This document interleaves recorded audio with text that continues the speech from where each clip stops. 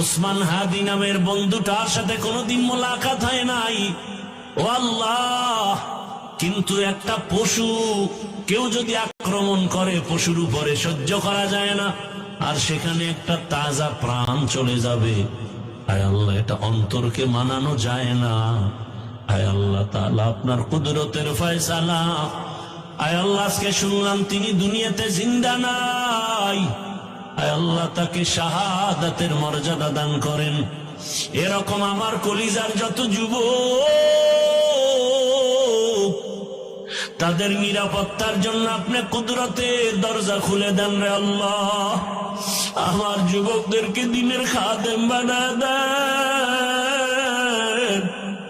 আয় আল্লাহ, প্রত্যেকটা যুবকের দেশের জন্য আপনি ঢাল বানায় দেন।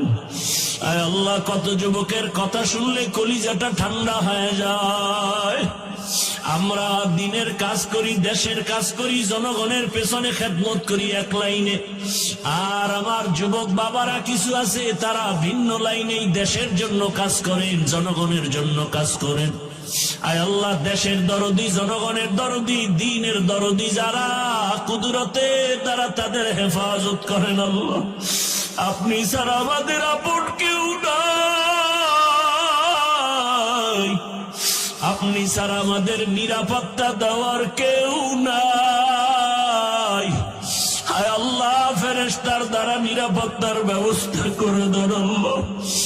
আর যেন কানে না শুনি, যুবক নাই, তাজা প্রাণ ঝরে পড়েছে।